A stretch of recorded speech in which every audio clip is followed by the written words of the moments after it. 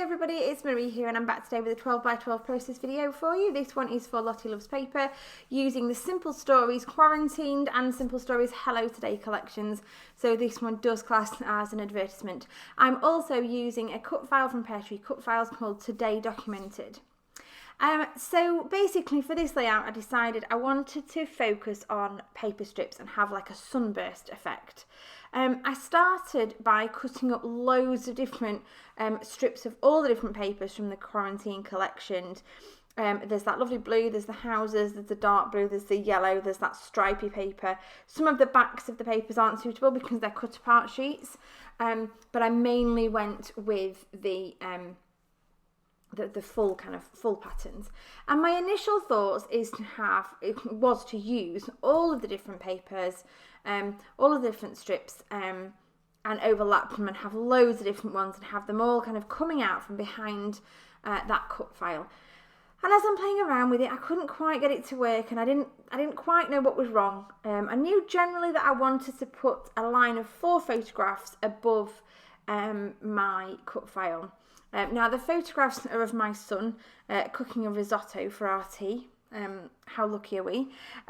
So part of his holiday homework, not that really it's any different to any other work he's been doing recently, we've all been homeschooling, haven't we? But part of his holiday homework was to cook an Italian meal, so we decided to do risotto.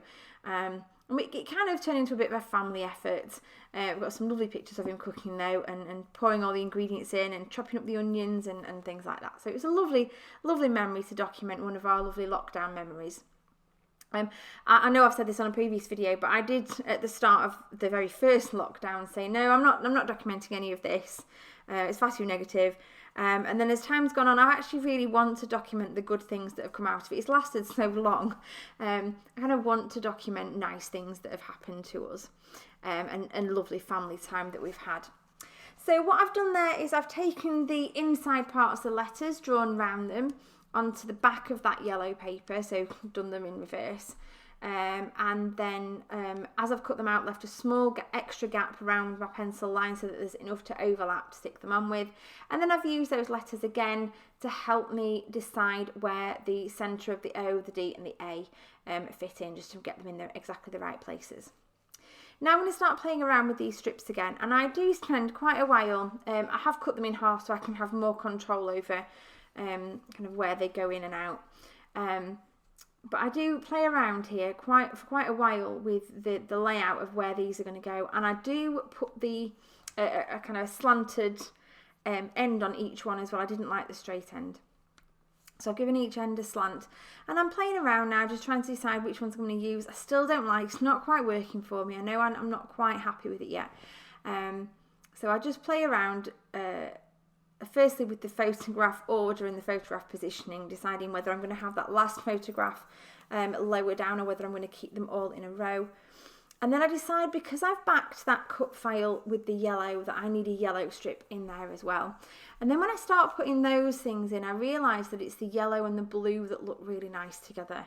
And that's the combination that I want to go with for this particular layout. And I'm also going to have those strips coming out from behind the back of the photograph, rather than behind the back of the cut file. It just seems to work a little bit better.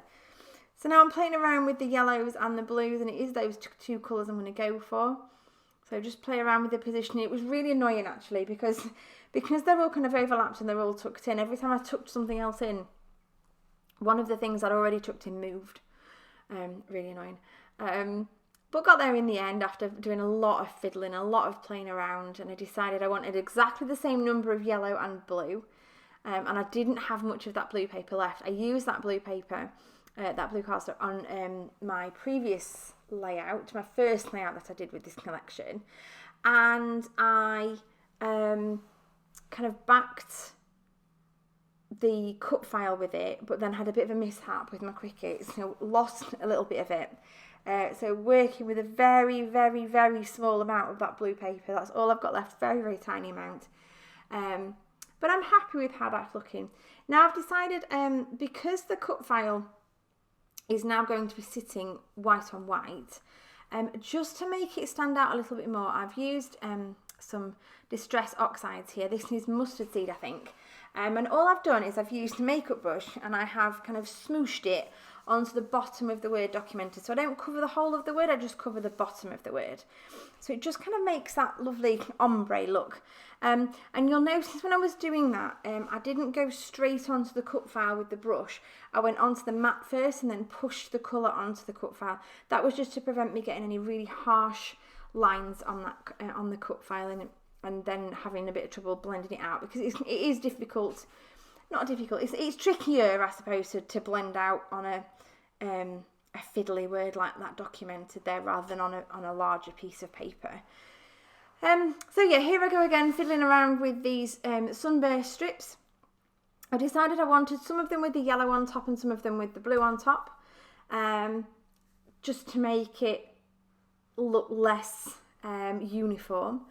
And then I play around with where they're going to go, and then eventually I'm happy with where they're sitting, and I stop fiddling with them, I leave them alone, and I just grab my glue and I pop a tiny bit of glue underneath each little strip just to hold them in place. So when I take off the photograph and the cut file, ready to kind of stick everything down, I know that they're going to stay roughly in the right place, and I don't have to try and remember where they were. Because you can never do that, can you? You can never remember where they were.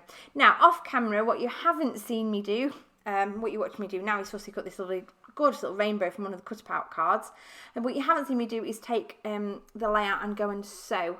And I have sewed, I wanted to sew onto each strip, but I realised I'd stuck them down and I couldn't do that. So I've just sewn a line of stitches down the centre of the top strip. And I'm now just using my little distressy tool. I think that's a Stampin' Up one. A little distressy tool just to slide down and rough up the edges a bit. It looked a bit too neat, a bit too pristine, and I wanted it to look a little bit rough around the edges and just give that extra little bit of texture, which I think suits the whole thing really, really well. So there we go, popping in those photographs. And now what I'm going to do is just take the tiniest bit of tape onto the corners that overlap, so I can get my photographs positioned on each other before I then position them on the layout, so that I can make sure I get it in exactly the right place.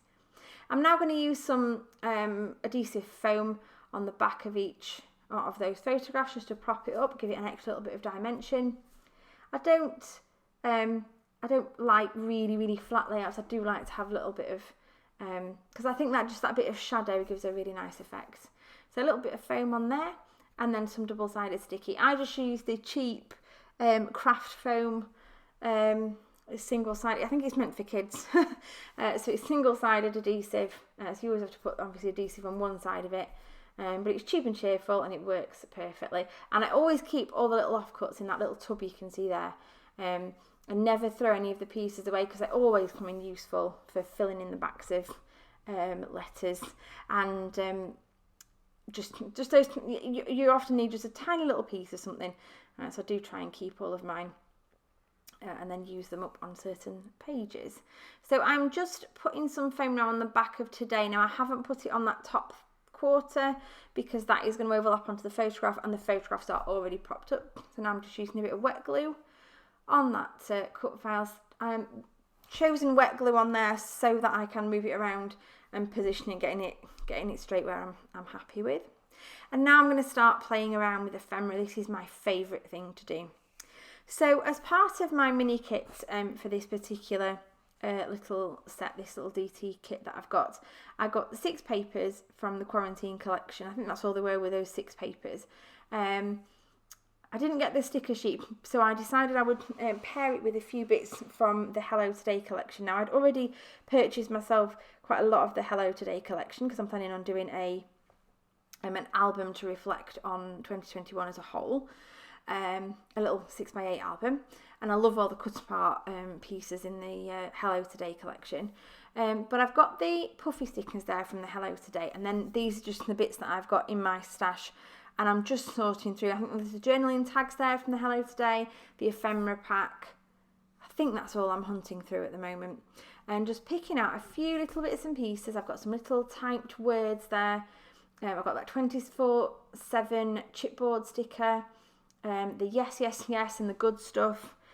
circular stickers, and that gorgeous little rainbow. And then there's the word happy that I've placed at one end of the rainbow as well. And I'm just going to use a bit of this foam here to pop under that rainbow to get that to stick in the right place. And then I just play around again and see if there's any more bits and pieces that I want to pop on there. I do love just extra little details all over. So I'm just playing around deciding what's going to work and what's going to fit where, what's going to look good. Just a bit more roughing up of those edges. And then I'm going to do a little bit of journaling, which I'm going to pop in here just to talk about what we were doing and the meal we were making. The next thing you're going to see me do is to use the Distress Oxide ink smooshed onto a piece of packaging, and then adding water and using that to flick all over the layout, just to give some extra little bits of splatter. I love a bit of splatter.